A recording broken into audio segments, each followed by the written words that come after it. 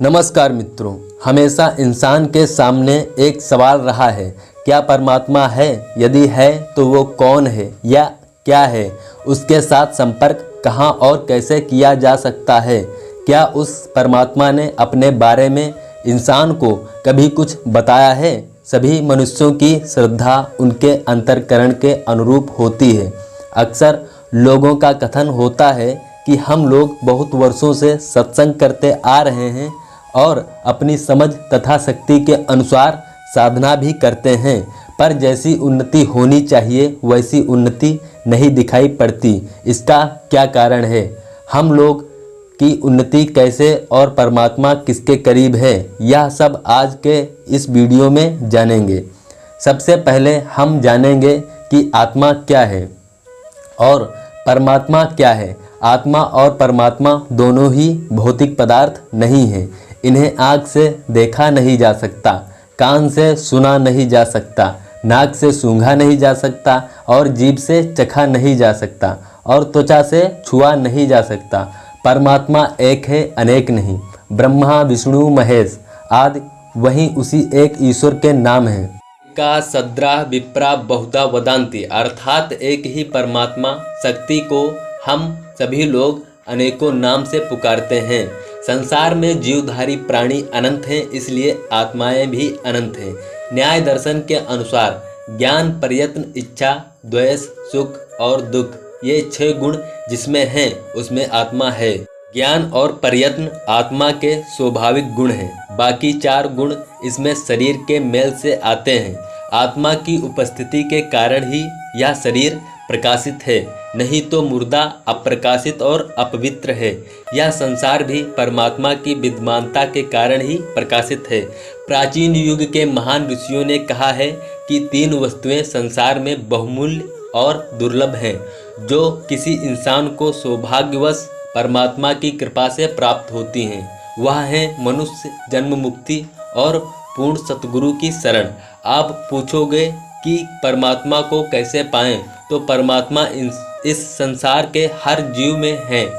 परमात्मा शुरुआत से अंत तक हमारे साथ में मौजूद रहते हैं। इसलिए सर्वव्यापी परमात्मा यानी ईश्वर हमें गलत कार्यों के लिए हर पर रोकते हैं, लेकिन जब इंसान अपने क्रोध, लालच, स्वार्थ के चक्कर में पड़ जाता है तो ईश्वर अपने मन से दिखाई नहीं देते। फिर उन्हें ढूंढने के लिए इधर उधर भटकना पड़ता है।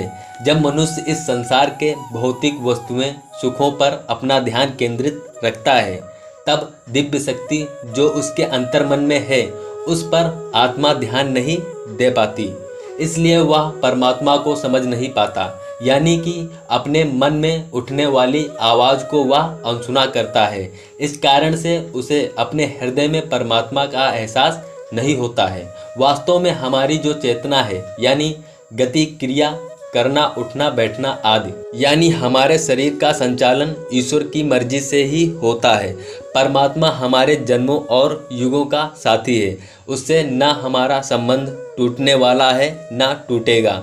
और परमात्मा हम लोगों को सर्वाधिक प्रेम करते हैं, लेकिन सांसारिक माया के कारण ईश्वर से दूर होते चले जाते हैं, क्योंकि इस माया और भौतिक सुख हमारी सात्विकता को कम कर देती है, जिस कारण से ईश्वर का एहसास हमारे मन में होते हुए भी नहीं कर पाते। परमात्मा सत्य और सरल व्यक्ति के करीब होते हैं।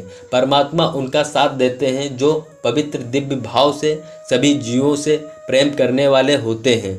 वासना में डूबे लोग, बहुत क्रोध करने वाले, लालची, स्वार्थी, अपवित्र, अहंकारी लोगों में दोष होता है।